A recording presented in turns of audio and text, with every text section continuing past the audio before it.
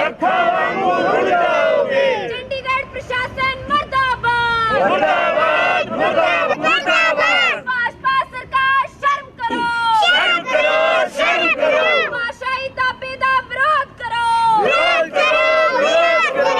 ਚੰਡੀਗੜ੍ਹ ਨੂੰ ਪਹਿਲੀ ਤੇ ਪ੍ਰਸ਼ਾਸਕੀ ਭਾਸ਼ਾ ਦਾ ਦਰਜਾ ਦਿਓ। ਇਹ ਮਾਣ ਇਹ ਹੈ ਸਾਡੀ ਆਣ ਤੇ ਸ਼ਾਨ। ਮਾਂ ਬੋਲੀ ਤੇ ਕਰੀਏ ਮਾਣ। ਇਹ ਹੈ ਸਾਡੀ ਆਨ ਸ਼ਾਨ। ਮਾਂ ਬੋਲੀ ਜੇ ਭੁੱਲ ਜਾਓਗੇ ਅੱਖਾਂ ਵਾਂਗੂ ਰੁੜ ਜਾਓਗੇ। ਮਾਂ ਬੋਲੀ ਰੁੜ ਜਾਓਗੇ। ਬਹੁਤ ਬਹੁਤ ਧੰਨਵਾਦ ਜੀ। ਤੇ ਨਾਲ ਹੀ ਮੈਂ ਧੰਨਵਾਦੀ ਹਾਂ ਅਵਤਾਰ ਸਿੰਘ ਸੈਣੀ ਤੇ ਮੈਂ ਬੇਨਤੀ ਕਰਦਾ ਹਾਂ ਪਰਮਦੀਪ ਸਿੰਘ ਬੈਦਵਾਨ ਜੀ ਜੋ ਸਾਡੇ ਵਿਚਕਾਰ ਪਹੁੰਚੇ ਨੇ ਤੇ ਆਪਣੇ ਵਿਚਾਰ ਸਾਡੇ ਨਾਲ ਸਾਂਝੇ ਕਰਨ।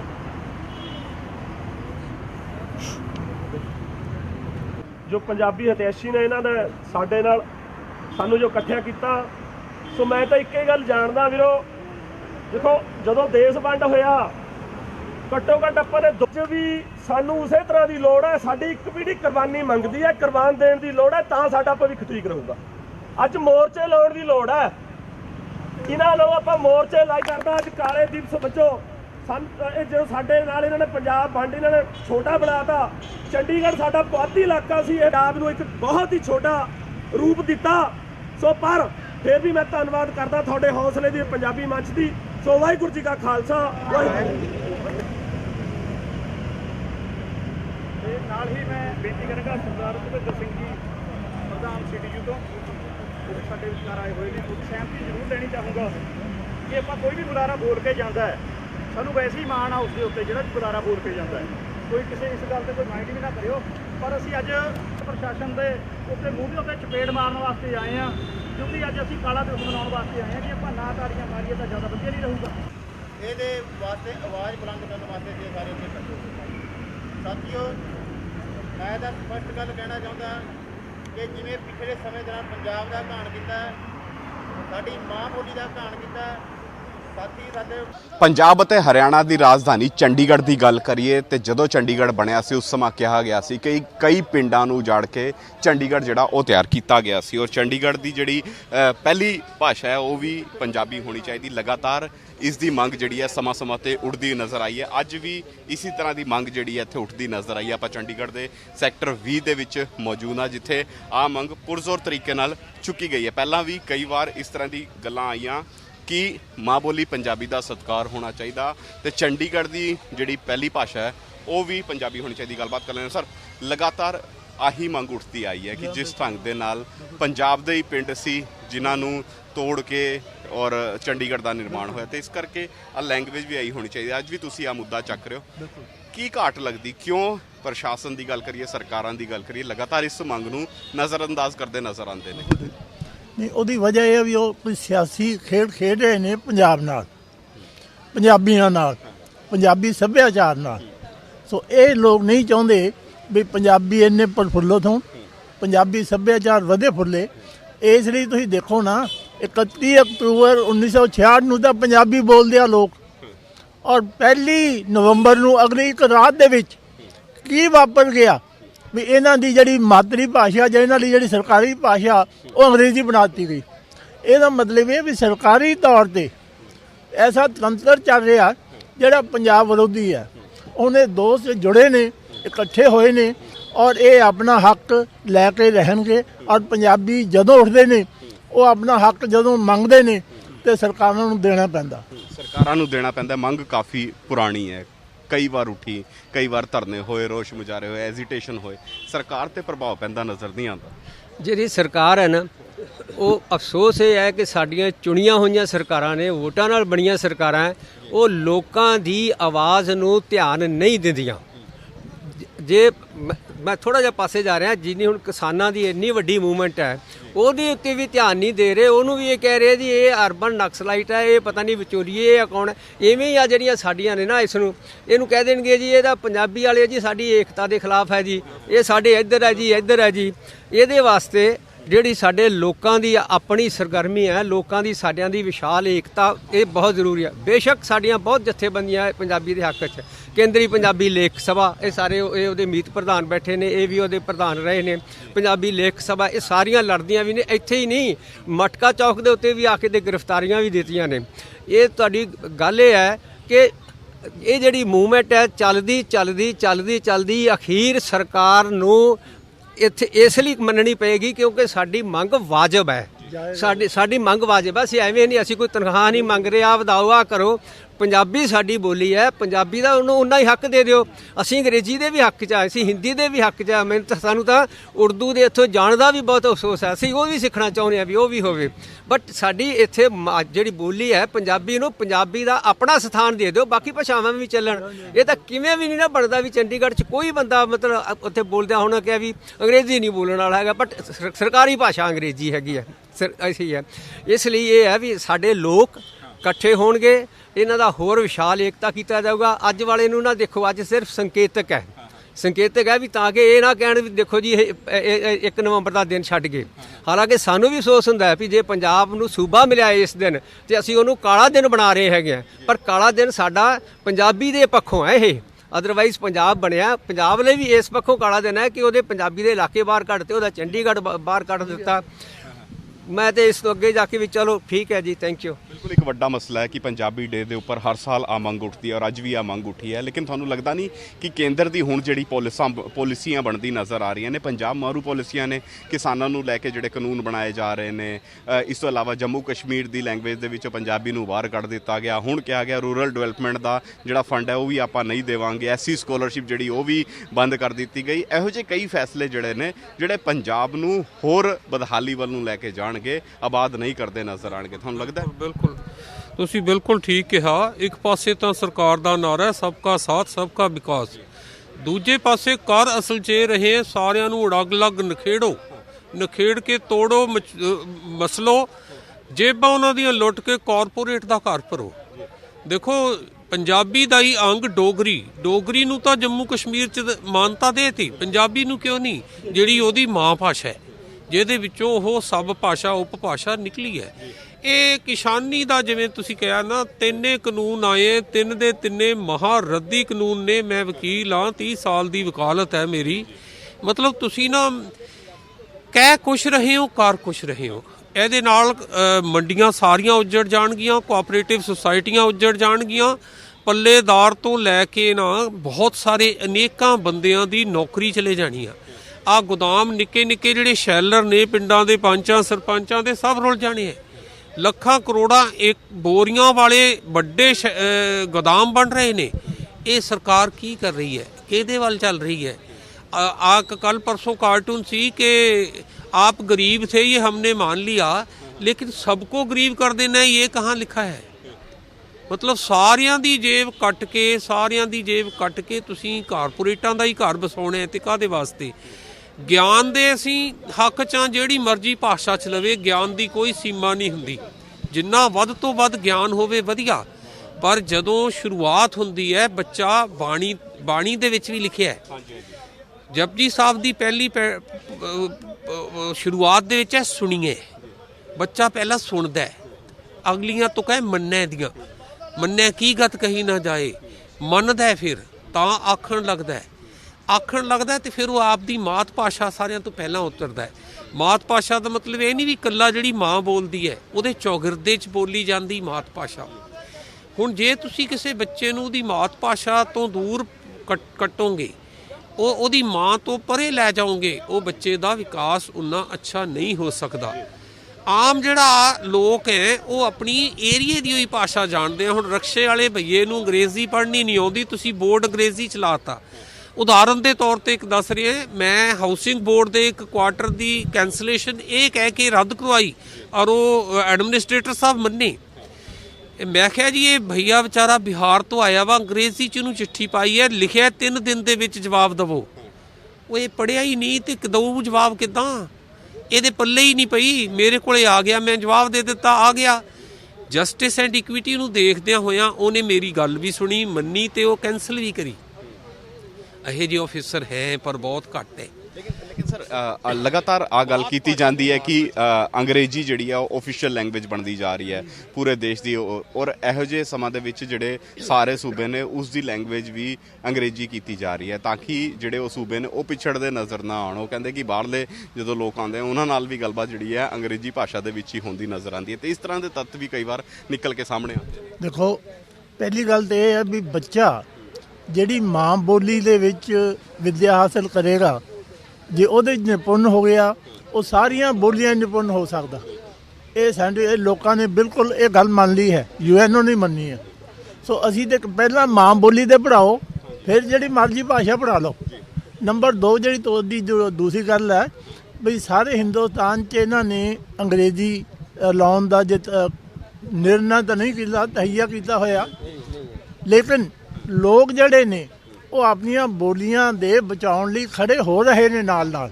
ਤੁਸੀਂ ਇਹ ਵੀ ਦੇਖਿਆ ਹੋਣਾ, ਉਹਦਾ ਵਿਰੋਧ ਸ਼ੁਰੂ ਹੋ ਗਿਆ ਜਦੋਂ ਅਸੀਂ ਪਿੱਛੇ ਇੰਦਰਾ ਗਾਂਧੀ ਦੇ ਦੌਰ ਦੇ ਵਿੱਚ ਤਾਮਿਲਨਾਡੂ ਵਿੱਚ ਸਾਊਥ ਦੇ ਵਿੱਚ ਹਿੰਦੀ ਲਾਗੂ ਕੀਤੀ ਸੀ ਦੂਰਦਰਸ਼ਨ ਤੇ, ਉਹਦੇ ਇੱਕਦਮ ਉਹਦੇ ਵਿਰੋਧ ਹੋ ਗਿਆ ਸੀ, ਉਹ ਵਾਪਸ ਲੈਣੀ ਪਈ।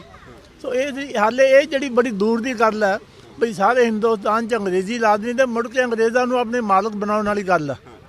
ਸੋ ਅਸੀਂ ਕਹਿੰਦੇ ਹਾਂ ਵੀ ਜਿਵੇਂ ਜਿਹੜਾ ਅੱਛਾ ਨੰਬਰ 2 ਜਿਹੜਾ ਸਾਡਾ ਫੈਡਰਲ ਢਾਂਚਾ ਨਾ ਉਹ ਇਹਦੇ ਉੱਪਰ ਹੀ ਟਿਕਿਆ ਹੋਇਆ। ਜਿਹੜੀ ਤੁਹਾਡੇ ਇਲਾਕੇ ਦੀ ਬੋਲੀ ਹੈ ਉਹਨੂੰ ਵਿਕਾਸ ਕਰਨ ਦਿਓ, ਉਹ ਲੋਕਾਂ ਦੇ ਸੱਭਿਆਚਾਰ ਨੂੰ ਵਿਕਾਸ ਕਰਨ ਦਿਓ। ਅਨੇਕਤਾ ਦੇ ਵਿੱਚ ਏਕਤਾ, ਆ ਸਾਡਾ ਮੋਟੋ ਸੀ ਕਿ ਹਾਂ ਅਨੇਕਤਾ ਦੇ ਵਿੱਚ ਏਕਤਾ। ਬਈ ਜਿੰਨੀ ਮਰਜ਼ੀ ਬੋਲੀਆਂ ਹੋਣ ਲੇਕਿਨ ਦੇਸ਼ ਜਿਹੜਾ ਉਹ ਇੱਕ ਹੋਣਾ ਚਾਹੀਦਾ।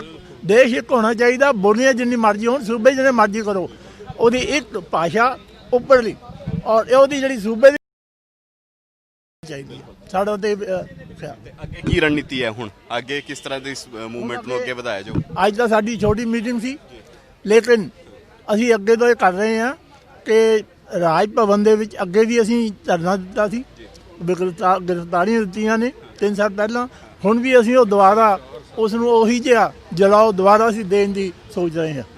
ਧਰਨੇ ਲਾਵਾਂਗੇ, ਮੁਜ਼ਾਹਰੇ ਕਰਾਂਗੇ, ਰਾਜ ਭਵਨ ਦੇ ਸਾਹਮਣੇ ਜਾਵਾਂਗੇ ਮੁਜ਼ਾਹਰੇ। ਡੇਟ ਵਗੈਰਾ ਹਜੇ ਫਿਕਸ ਕੀਤੀ ਹੈ? ਉਹ ਮੀਟਿੰਗ ਕਰਕੇ ਅਸੀਂ ਫਿਕਸ ਕਰਾਂਗੇ, ਉਹ ਮੀਟਿੰਗ ਕੀਤੀ ਜਾਏਗੀ, ਉਹਦੇ ਬਾਅਦ ਫਿਰ ਅਸੀਂ ਡੇਟ ਫਿਕਸ ਕਰਾਂਗੇ। ਉਹ ਕਾਰਜਕਾਰਨੀ ਜਿਵੇਂ ਹੁੰਦੀ ਹੈ ਨਾ ਬਾਡੀ ਦੀ, ਉਹ ਫਿਕਸ ਕਰਦੀ ਆ, ਵਧੀਆ ਗੱਲ ਹੈ। ਐਜੀਟੇਸ਼ਨ ਆ ਕਰੋਨਾ ਕਰਕੇ ਥੋੜਾ ਜਿਹਾ ਇਹ ਸੰਕੇਤਕ ਕਰੀ ਤਾਂ ਕਿ ਲੋਕਾਂ ਦਾ ਡਰ ਵੀ ਨਿਕਲੇ।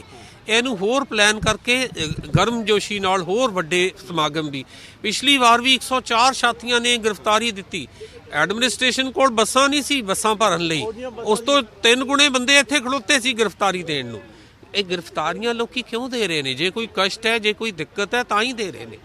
ਤੋ ਜੇ ਸਰਕਾਰ ਨਹੀਂ ਲੋਕਾਂ ਦੀ ਗੱਲ ਸਮਝੇਗੀ, ਉਹ ਲੋਕਾਂ ਦੀ ਸਰਕਾਰ ਕਾਹਦੀ? ਇਹੀ ਜੀ ਸਰਕਾਰ ਤੇ ਲਾਹਨਤ। ਬਿਲਕੁਲ, ਦੇਖੋ ਲੋਕਾਂ ਦੀ ਗੱਲ ਸਰਕਾਰ ਨੂੰ ਸੁਣਨ ਦੀ ਜ਼ਰੂਰਤ, ਔਰ ਇੱਥੇ ਅੱਜ ਇੱਕ ਇਕੱਠ ਹੁੰਦਾ ਨਜ਼ਰ ਆਇਆ ਜਿਹਨੇ ਸਿੱਧੇ ਤੌਰ ਤੇ ਇੱਕ ਵਾਰ ਫਿਰ ਤੋਂ ਪੰਜਾਬੀ ਭਾਖਿਆ ਦੀ ਹਿਮਾਇਤ ਕੀਤੀ ਹੈ। ਸਿੱਧੇ ਤੌਰ ਤੇ ਕਿਹਾ ਹੈ ਕਿ ਜੇਕਰ ਆਪਾਂ ਚੰਡੀਗੜ੍ਹ ਦੇ ਵਿੱਚ ਰਹਿ ਰਹੇ ਤੇ ਇੱਥੋਂ ਦੀ ਜਿਹੜੀ ਆਫੀਸ਼ੀਅਲ ਲੈਂਗੁਏਜ ਹੈ ਉਹ ਪੰਜਾਬੀ ਹੋਣੀ ਚਾਹੀਦੀ। ਪੰਜਾਬ ਡੇ ਦੇ ਉੱਪਰ ਹਰ ਸਾਲ ਇਸ ਤਰ੍ਹਾਂ ਦੀ ਮੰਗ ਜਿਹੜੀ ਹੈ ਉੱਠਦੀ ਨਜ਼ਰ ਆਉਂਦੀ ਹੈ, ਔਰ ਅੱਜ ਵੀ ਆਹੀ ਮੰਗ ਉੱਠੀ ਹੈ।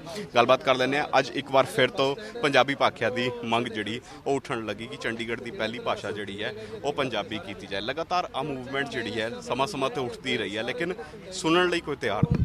ਬਿਲਕੁਲ, ਇਹ ਪ੍ਰਸ਼ਾਸਨ ਜਿਵੇਂ ਢੀਠ ਹੋ ਬੈਠੇ ਨੇ। ਪ੍ਰਸ਼ਾਸਨ ਬਿਲਕੁਲ ਹੀ ਇਸ ਗੱਲ ਤੋਂ ਅਣਗੌਲਿਆ ਹੈ ਵੀ ਲੋਕ ਜਿਹੜੇ ਨੇ ਉਹਨਾਂ ਦੀਆਂ ਮੰਗਾਂ ਕੀ ਨੇ। ਬਾਕੀ ਬਾਰ-ਬਾਰ ਇਹ ਕਿਹਾ ਜਾਂਦਾ ਵੀ ਇੱਥੋਂ ਦੇ ਲੋਕ ਤਾਂ ਪੰਜਾਬੀ ਚਾਹੁੰਦੇ ਨਹੀਂ, ਪਰ ਗੱਲ ਕੀ ਹੈ ਵੀ ਕਿਹੜੇ ਪਿੰਡਾਂ ਨੂੰ, ਕਿਹੜੇ ਲੋਕਾਂ ਨੂੰ, ਕਿਹੜੇ ਇਲਾਕੇ ਨੂੰ ਉਜਾੜ ਕੇ ਤੁਸੀਂ ਇਹ ਸ਼ਹਿਰ ਵਸਾਇਆ।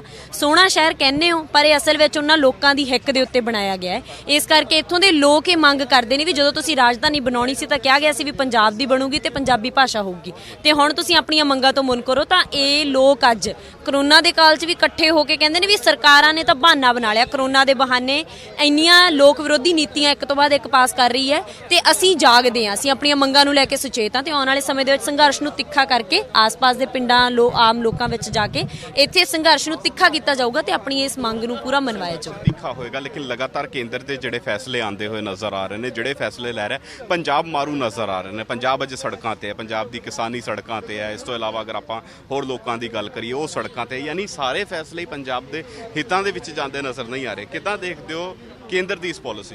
ਕੇਂਦਰ ਦੀ ਇੱਕੋ ਪਾਲਿਸੀ ਹੈ ਵੀ ਪੂਰੇ ਦੇਸ਼ ਨੂੰ ਇੱਕ ਸੂਈ ਦੇ ਵਿੱਚ ਪਰੋਣਾ, ਇੱਕ ਧਾਗੇ ਦੇ ਵਿੱਚ ਪਰੋਣਾ। ਉਹ ਹੈਗਾ ਵਾ ਇੱਕ ਦੇਸ਼, ਇੱਕ ਭਾਸ਼ਾ, ਇੱਕ ਧਰਮ ਤੇ ਇੱਕ ਸੱਭਿਆਚਾਰ ਬਣਾਉਣਾ ਚਾਹੁੰਦੇ ਨੇ ਜਾਂ ਹੁਣ ਇੱਕ ਮੰਡੀ ਦੀ ਗੱਲ ਕਰ ਰਹੇ ਨੇ। ਇਹ ਗਲਤ ਗੱਲ ਹੈ ਵੀ ਜਦੋਂ ਦੇਸ਼ ਆ ਜਿਹੜਾ ਭਾਰਤ ਦੇਸ਼ ਦੇ ਵਿੱਚ ਕੋਈ ਇੱਕ ਕੌਮ ਨਹੀਂ ਵਸਦੀ, ਇੱਥੇ ਅੱਡ-ਅੱਡ ਕੌਮੀਅਤਾਂ ਵਸਦੀਆਂ ਨੇ ਤੇ ਉਹਨਾਂ ਕੌਮਾਂ ਨੂੰ ਉਹਨਾਂ ਦੇ ਸਵੈ ਨਿਰਣੇ ਦਾ ਖੁਦ ਮੁਖਤਿਆਰੀ ਦਾ ਅਧਿਕਾਰ ਹੋਣੇ ਚਾਹੀਦੇ ਆ।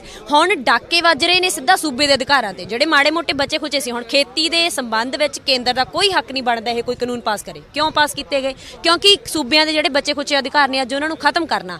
ਅੱਜ ਇਹਨਾਂ ਦੇ ਬਿਊਰੋਕਰੈਟਸ ਬੈਠੇ ਨੇ, ਸੁਪਰੀਮ ਕੋਰਟ ਇਹਨਾਂ ਦੀਆਂ ਜੇਬਾਂ ਦੇ ਵਿੱਚ ਬੈਠਾ ਵਾ।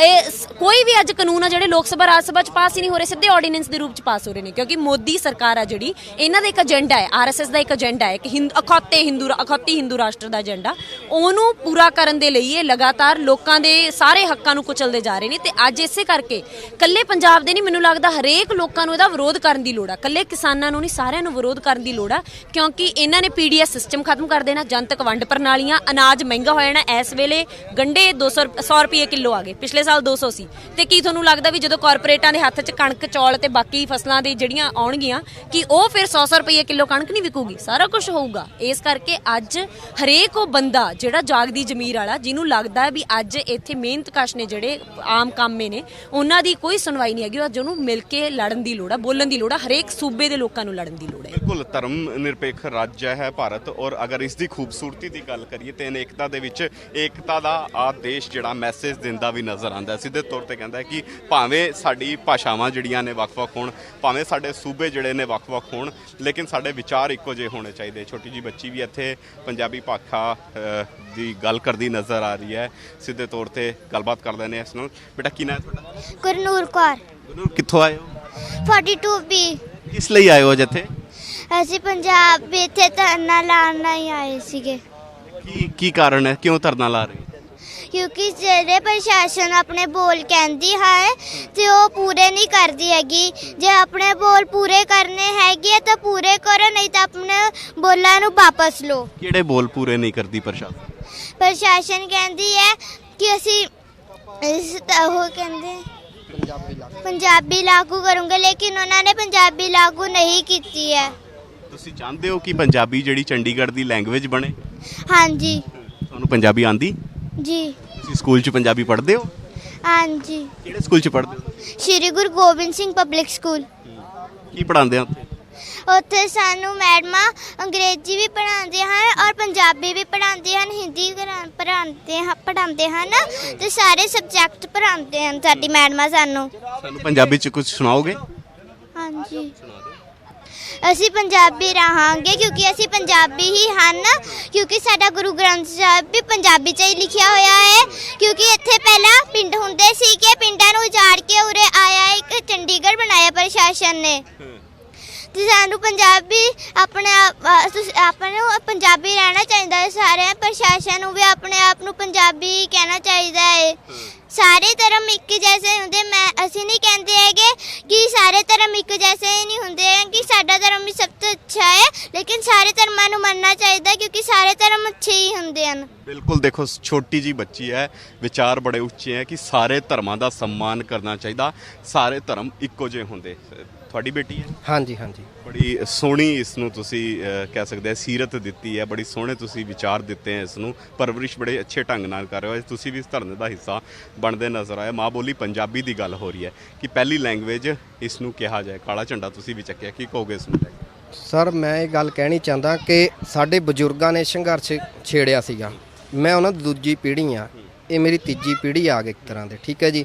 ਬਜ਼ੁਰਗਾਂ ਦੇ ਟਾਈਮ ਇਹਨਾਂ ਤੋਂ ਜ਼ਬਰਦਸਤੀ ਸਾਡੇ ਪਿੰਡ ਤੋੜੇ ਗਏ, ਇੱਥੇ 28 ਜ਼ਬਰਦਸਤੀ ਸਾਡੀਆਂ ਜ਼ਮੀਨਾਂ ਖੋਈਆਂ ਗਈਆਂ, ਸਾਡਾ ਰੋਜ਼ਗਾਰ ਬੇਰੋਜ਼ਗਾਰ ਕਰੇ ਗਏ। ਸਾਡੇ ਬਜ਼ੁਰਗ ਅਨਪੜ੍ਹ ਸੀਗੇ, ਉਹਨਾਂ ਨੇ ਕੰਮ ਧੰਦਾ ਪਸ਼ੂ ਪਾਲਣ ਸੀਗਾ, ਉਹ ਵੀ ਸਾਡੇ ਤੋਂ ਖੋਇਆ ਗਿਆ, ਬਾਹਰ ਤੋਂ ਆ ਕੇ ਵਸਿੰਦੇ ਵਸਾਤੇ, ਠੀਕ ਹੈ ਜੀ। ਸਾਨੂੰ ਅੱਜ ਇਹ ਇਸ ਤਰ੍ਹਾਂ ਲੱਗ ਰਿਹਾ ਕਿ ਜਦੋਂ ਲੋਕ ਕਹਿੰਦੇ ਚੰਡੀਗੜ੍ਹ ਬਹੁਤ ਸੋਹਣਾ ਸ਼ਹਿਰ ਹੈ, ਪਰ ਸਾਡੇ ਬਜ਼ੁਰਗ ਭੁੱਬਾਂ ਮਾਰ ਕੇ ਰੋਣ ਲੱਗ ਜਾਂਦੇ ਆਪਣੀਆਂ, ਜਦੋਂ ਉਹ ਆਪਣੀਆਂ ਹੱਡ ਬੀਤੀਆਂ ਦੱਸਦੇ ਨੇ ਕਿ ਸਾਡੇ ਨਾਲ ਇੰਨੇ ਧੱਕੇ ਹੋਏ ਨੇ ਕਿ ਸਾਡੀਆਂ ਸਬਜ਼ੀ ਪਈ ਰਹਿ ਗਈ, ਰੋਟੀ ਵੀ ਨਹੀਂ ਅਸੀਂ ਖਾ ਸਕੇ ਜਦੋਂ ਸਾਡੇ ਮਕਾਨ ਤੋੜਨ ਆ ਗਏ ਸੀਗੇ ਜ਼ਬਰਦਸਤੀ। ਜ਼ਮੀਨ ਦਾ ਰੇਟ ਵੀ ਸਾਨੂੰ ਨਹੀਂ ਦਿੱਤਾ ਗਿਆ, ਕਦੀ 100 ਰੁਪਇਆ, ਉਹ ਵੀ ਕਿਸ਼ਤਾਂ 'ਚ। ਅਜੇ ਤੱਕ ਕੇਸ ਲੜਦੇ ਪਏ ਨੇ ਕਿ ਸਾਨੂੰ ਜ਼ਮੀਨਾਂ ਦਾ ਮੁੱਲ ਤਾਂ ਦੇ ਦਿਓ, ਅਜੇ ਤੱਕ ਵੀ ਮੁੱਲ ਨਹੀਂ ਦਿਆ ਗਿਆ। ਈਵਨ ਕਿ ਸਾਨੂੰ ਪੰਜਾਬ ਦੇ ਮੁੱਖ ਮੰਤਰੀ ਜਿੰਨੇ ਵੀ ਨੇ, ਅੱਜ ਤੱਕ ਮੈਂ ਇਹ ਗੱਲ ਕਹਿਣੀ ਚਾਹੁੰਦਾ ਕਿ ਮੁੱਖ ਮੰਤਰੀਆਂ ਨੇ ਵੀ ਕਦੀ ਆਪਣਾ ਇਹ ਨਹੀਂ ਦੇਖਿਆ ਕਿ ਅਸੀਂ ਪੰਜਾਬੀ ਹੈਗੇ ਆ, ਪੰਜਾਬੀ ਕੌਮ ਨੂੰ ਵਾਰਸ ਨੂੰ ਅਸੀਂ 90% ਕੁਰਬਾਨੀਆਂ ਦਈਆਂ। ਜਦ ਵੀ ਵੱਖ ਹੋਇਆ ਪੰਜਾਬ ਵੱਖ ਹੋਇਆ। ਵੰਡ ਕਦ ਹੋਈ ਹੈ ਪੰਜਾਬ ਦੀ ਪਾਕਿਸਤਾਨ ਨਾਲ। 5 ਜਗ੍ਹਾ ਇਹਨਾਂ ਨੂੰ ਟੋਟੇ ਕਰਕੇ ਵੱਢਿਆ ਗਿਆ ਤਾਂ ਕਿ ਇਹ ਪੰਜਾਬੀ ਬੋਲ ਨਾ ਸਕਣ। ਠੀਕ ਹੈ, ਇਹਨਾਂ ਨੇ ਸਾਡੀ ਮਾਂ ਬੋਲੀ ਵੀ ਖੋਹਤੀ। ਅਜੇ ਕਿਸੇ ਯੂਟੀ ਦੇ ਵਿੱਚ ਅੰਗਰੇਜ਼ੀ ਭਾਸ਼ਾ ਨਹੀਂ ਸੀਗੀ, ਸਿਰਫ ਇੱਥੇ ਲਾਈ ਗਈ ਤਾਂ ਕਿ ਇਹਨਾਂ ਦੀ ਮਾਂ ਬੋਲੀ ਅਸੀਂ ਖੋਹ ਦਈਏ, ਇਹ ਮਾਂ ਬੋਲੀ ਤੋਂ ਵਾਂਝੇ ਹੋ ਜਾਣ। ਕਿਉਂਕਿ ਜਿਸ ਦੀ ਮਾਂ ਬੋਲੀ ਤੋਂ ਵਾਂਝੇ ਹੋ ਗਏ ਉਸ ਦੀ ਕੌਮ ਖਤਮ ਹੋ ਜਾਂਦੀ ਹੈ, ਸਾਨੂੰ ਇਹ ਪਤਾ ਹੈ। ਪਰ ਸਾਡੇ ਬਜ਼ੁਰਗਾਂ ਨੇ ਸਾਨੂੰ ਇਹ ਸਿੱਖਿਆ ਦਿੱਤੀ, ਅਸੀਂ ਵੀ ਆਪਣੇ ਬੱਚਿਆਂ ਨੂੰ ਸਿੱਖਿਆ ਦੇ ਰਹੇ ਕਿ ਅਸੀਂ ਆਪਣੀ ਮਾਂ ਬੋਲੀ ਦੇ ਵਿੱਚ ਜੋ ਵਿਕਸਿਤ ਹੋ ਸਕਦੇ ਹਾਂ ਉਹ ਕਿਸੇ ਹੋਰ ਬੋਲੀ ਦੇ ਵਿੱਚ ਨਹੀਂ ਹੋ ਸਕਦੇ ਆ। ਇਸ ਕਰਕੇ ਅਸੀਂ ਇਹ ਸੰਘਰਸ਼ ਪਹਿਲਾਂ ਤੋਂ ਕਰਦੇ ਆ ਰਹੇ, ਬਜ਼ੁਰਗ ਕਰਦੇ ਆ ਰਹੇ ਨੇ, ਅਸੀਂ ਕਰ ਰਹੇ ਨੇ, ਸਾਡੇ ਬੱਚੇ ਕਰ ਰਹੇ ਨੇ। ਇਸ ਕਰਕੇ ਸਾਡੇ ਮੁੱਖ ਮੰਤਰੀਆਂ ਨੂੰ ਵੀ ਆਪਣੇ ਸਵਾਰਥ ਛੱਡ ਕੇ ਉਹਨਾਂ ਨੂੰ ਘੱਟੋ ਘੱਟ ਆਪਣੀ ਰਾਜਧਾਨੀ ਤਾਂ ਮੰਗਣੀ ਚਾਹੀਦੀ ਆ। ਉਹ ਉਹਨਾਂ ਦੀ ਹਿੰਮਤ ਨਹੀਂ ਸੀਗੀ ਕਿ ਆਪਣੀ ਇੰਨੀਆਂ ਕੁਰਬਾਨੀਆਂ ਦੇਣੇ ਦੇ ਬਾਵਜੂਦ ਕਿ ਰਾਜਧਾਨੀ ਤਾਂ ਲੈ ਲੈਣ, ਉਹ ਲੈ ਨਹੀਂ ਸਕੇ। ਸਿਰਫ ਆਪਣੇ ਢਿੱਡ ਭਰਦੇ ਰਹੇ ਨੇ। ਆਪਣਾ ਮੁੱਦਾ ਅਗਰ ਸੌਟ ਆਊਟ ਹੋ ਗਿਆ ਤਾਂ ਫਿਰ ਸਿਆਸਤ ਕਿਸ ਮਸਲੇ ਤੇ ਹੋਏਗੀ? ਜੇ ਪੰਜਾਬ ਔਰ ਹਰਿਆਣਾ ਦੇ ਵਿਚਕਾਰ ਜਿਹੜੇ ਮੁੱਦੇ ਚੱਲ ਰਹੇ ਨੇ ਅਗਰ ਉਹੀ ਹੱਲ ਹੋ ਗਏ ਤੇ ਫਿਰ ਸਿਆਸਤ ਹੀ ਹੱਲ ਹੋਗੀ, ਫਿਰ ਸਿਆਸਤ ਹੀ ਖਤਮ ਹੋ ਜੂ। ਸਰ ਜੀ, ਇਹ ਸਿਆਸਤ ਇਹ ਹੈ ਕਿ ਬੰਦਿਆਂ ਨੂੰ, ਬੇਰੋਜ਼ਗਾਰਾਂ ਨੂੰ ਰੋਜ਼ਗਾਰ ਨਹੀਂ ਦੇਣਾ, ਉਧਰਲੇ ਪਾਸੇ ਜਾਣਾ ਨਹੀਂ ਇਹਨਾਂ ਨੂੰ। ਬੱਚਿਆਂ ਨੂੰ ਤੁਸੀਂ ਰੋਜ਼ਗਾਰ ਦਿਓ। ਇਹ ਉਹੀ SOL ਨਹਿਰ ਦੇ ਪਿੱਛੇ, ਉਹੀ ਤੁਸੀਂ ਚੰਡੀਗੜ੍ਹ ਰਾਜਧਾਨੀ ਦੇ ਪਿੱਛੇ। ਮੈਨੂੰ ਇਹ ਦੱਸੋ, ਜਦੋਂ ਵੀ ਕੋਈ ਨਵਾਂ ਸੂਬਾ ਬਣਦਾ ਉਸ ਦੀ ਰਾਜਧਾਨੀ ਅਲੱਗ ਹੁੰਦੀ ਹੈ। ਅਜੇ ਤੱਕ ਕਿਸੇ ਮੁੱਖ ਮੰਤਰੀ ਦੀ ਇੰਨੀ ਹਿੰਮਤ ਹੈ, ਉਹ ਅਸੀਂ ਕਹਿੰਦੇ ਆ ਮੈਮੋਰੰਡਮ ਦਿੰਦੇ ਆ, ਜਾਂਦੇ ਆ, ਇਸ ਨੇ ਧਰਨਾ ਲਾਇਆ ਰਾਜਧਾਨੀ ਦੇ ਵਿੱਚ, ਉੱਥੇ ਸੰਸਦ ਦੇ ਸਾਹਮਣੇ ਭੁੱਖ ਹੜਤਾਲ ਤੇ ਬੈਠੇ ਆ ਕਿ ਸਾਨੂੰ ਪਰ ਉਹਦੇ ਬਦਲੇ ਉਹਨਾਂ ਨੂੰ ਵੱਡੇ ਵੱਡੇ ਹੋਟਲ ਮਹਿਲ ਬਣਾ ਕੇ। ਉਹ ਅੱਜ ਤੱਕ ਮੁੱਖ ਮੰਤਰੀ ਇਹ ਕਹਿੰਦਾ ਘੱਗਰ ਤੋਂ ਵੱਧ ਪੰਜਾਬੀ ਬੋਲੀ ਨਹੀਂ ਜਾਂਦੀ, ਜਦਕਿ ਜਮਨਾ ਤੱਕ ਸਾਡੀ ਪੰਜਾਬੀ ਬੋਲੀ ਜਾਂਦੀ ਹੈ। ਪੁਆਧ ਦਾ ਇਹਨਾਂ ਨੂੰ ਇਹ ਨਹੀਂ ਪਤਾ ਕਿ ਪੁਆਧ ਹੈ ਕੀ ਸੀਗਾ। ਮੁੱਖ ਮੰਤਰੀ ਨੂੰ ਸੋਹਾਂ ਤਾਂ ਅੰਗਰੇਜ਼ੀ 'ਚ ਚੁੱਕ ਰਹੇ ਨੇ, ਉਹਨਾਂ ਨੂੰ ਇਹ ਨਹੀਂ ਪਤਾ ਕਿ ਅੱਜ ਕੈਨੇਡਾ 'ਚ ਜਾ ਕੇ ਦੇਖੋ ਪੰਜਾਬੀਆਂ ਨੇ ਜਿੱਥੇ ਝੰਡੇ ਗੱਡਤੇ ਨੇ, ਹਰੇਕ ਸਟੇਟ ਦੇ ਵਿੱਚ ਹਰੇਕ ਜਗ੍ਹਾ ਜਾ ਕੇ ਉਹਨਾਂ ਨੇ ਝੰਡੇ ਗੱਡੇ ਨੇ। ਪਰ ਸਾਡੇ ਇਹੋ ਜਿਹੇ ਮਾੜੇ ਮੁੱਖ ਮੰਤਰੀ ਟੱਕਰੇ ਹੈ ਕਿ ਸਾਡੀ ਕੌਮ ਨੂੰ ਉਹ ਖਤਮ ਕਰ ਰਹੇ ਨੇ, ਟੋਟਾ ਕਰ ਰਹੇ ਨੇ ਸੰਸਦ ਦੇ ਨਾਲ, ਰਾਜਧਾਨੀ ਨਾਲ ਰਲ ਕੇ ਉੱਪਰ। ਬਿਲਕੁਲ ਦੇਖੋ, ਇੱਕ ਵੱਡਾ ਮਸਲਾ ਹੈ ਕਿ ਜਿਸ ਢੰਗ ਦੇ ਨਾਲ ਚੰਡੀਗੜ੍ਹ ਬਣਿਆ, ਪੰਜਾਬ ਤੇ ਕਈ ਪਿੰਡਾਂ ਨੂੰ ਉਜਾੜ ਕੇ ਚੰਡੀਗੜ੍ਹ ਤਿਆਰ ਕੀਤਾ ਗਿਆ ਤੇ ਘੱਟੋ ਘੱਟ ਹੁਣ ਚੰਡੀਗੜ੍ਹ ਦੀ ਜਿਹੜੀ ਪਹਿਲੀ ਲੈਂਗੁਏਜ ਹੈ ਉਹ ਤਾਂ ਪੰਜਾਬੀ ਰਹਿਣ ਦਿਓ। ਮਾਂ ਬੋਲੀ ਦਾ ਸਤਿਕਾਰ ਇੱਥੇ ਤੇ ਹੋਣਾ ਚਾਹੀਦਾ, ਪੰਜਾਬੀ ਦਾ ਸਤਿਕਾਰ ਇੱਥੇ ਹੋਣਾ ਚਾਹੀਦਾ। ਇਸੇ ਕਰਕੇ ਆ ਮੰਗ ਜਿਹੜੀ ਹੈ ਪੁਰਜ਼ੋਰ ਤਰੀਕੇ ਨਾਲ ਪਹਿਲਾਂ ਵੀ ਉੱਠਦੀ ਨਜ਼ਰ ਆਈ ਔਰ ਆਉਣ ਵਾਲੇ ਦਿਨਾਂ ਦੇ ਵਿੱਚ ਵੀ ਉੱਠਦੀ ਨਜ਼ਰ ਆਏਗੀ। ਵੇਖਣ ਵਾਲੀ ਗੱਲ ਰਹੇਗੀ ਕਿ ਪ੍ਰਸ਼ਾਸਨ ਔਰ ਕੇਂਦਰ ਸਰਕਾਰ ਇਸ ਮੰਗ ਨੂੰ ਕਿਸ ਲਹਿਜ਼ੇ ਨਾਲ ਲੈਂਦਾ ਹੋਇਆ ਨਜ਼ਰ ਆਉਂਦਾ ਹੈ। ਕੈਮਰਾਮੈਨ ਦਵਿੰਦਰ ਸਿੰਘ ਦੇ ਨਾਲ ਵਿਨੀਤ ਕਪੂਰ, ANB ਨਿਊਜ਼, ਚੰਡੀਗੜ੍ਹ।